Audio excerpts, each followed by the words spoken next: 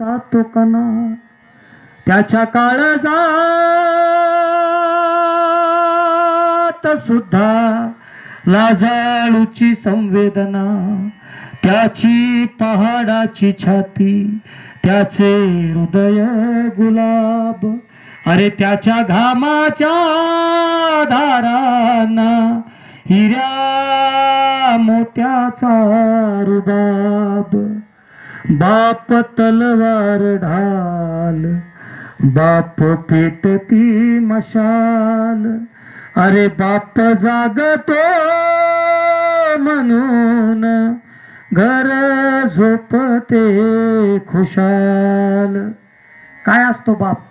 छत्रपती संभाजी महाराजांना पकडलं संगमेश्वरला, मुकर्रब खानाला 5000 मावळे घेऊन, 850 सैन्य होतं.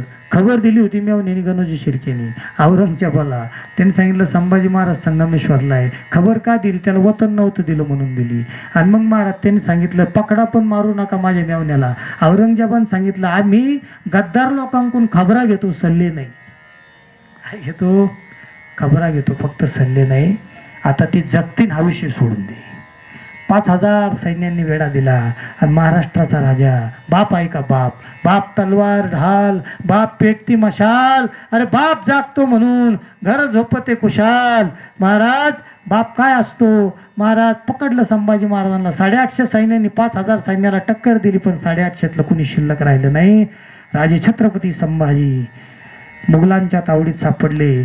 40 लोकांनी इकडून धरलं, 40 लोकांनी इकडून धरलं, साखळ दंडाने. हा दंड 40 लोकांनी साखळीने बांधून धरला इकडून, आणि हा दंड 40 लोकांनी साखळी इकडून. 80 लोक वडायला होते. महाराष्ट्राचा छावा लढत होता.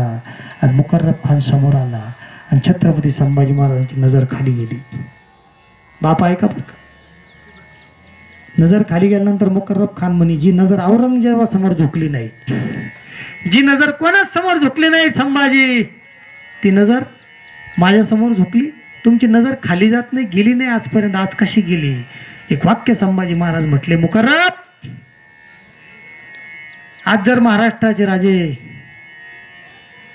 आज जर जाणते राजे, आज जर माझे वडील, माझे पिताश्री छत्रपती शिवाजी महाराज जिवंत असते तर हा संभाजी तुमच्या ताब्यात सापडला नसता. आज माझा बाप जिवंत पाहिजे होता. ही बापाची खंत आहे महाराज. तुमच्या वास्तुशांतीला तुमचा बाप पाहिजे, तुमच्या लग्नाला तुमचा बाप पाहिजे, तुमच्या दसऱ्याला तुमचा बाप पाहिजे, तुमच्या दिवाळीला तुमचा बाप पाहिजे. आणि महाराज रोज बरोबर जेवायला तुमचा बाप पाहिजे. रोज सकाळी उठल्यानंतर तुमचा बाप तुम्हाला दिसला पाहिजे. रोज बापाचा एक फोन आला पाहिजे. आणि महाराज आपल्या अंगणामध्ये आपला बाप बसलेला पाहिजे. येणारा पाहुणा आपल्याकडे इज्जतीनं पाहतो, कारण आपल्या अंगणामध्ये आपला बाप, आपला वाघ बसलेला असतो. आपल्या खानदानाची शान येते महाराज. आपल्या घराचा देवारा येतो, आपल्या घरातलं तीर्थ येते, आपला ग्रंथ येतो, अरे आपला जिवंत देव येतो. म्हणून तो बाप पाहिजे.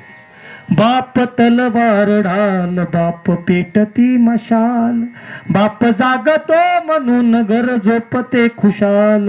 बाप साठवितो अश्रू फक्त एका क्षणासाठी, जन्मभराचे रडतो, जन्मभराचे रडतो लेक जाताना सासरी. महिला मंडळीचं बसलेलं आहे.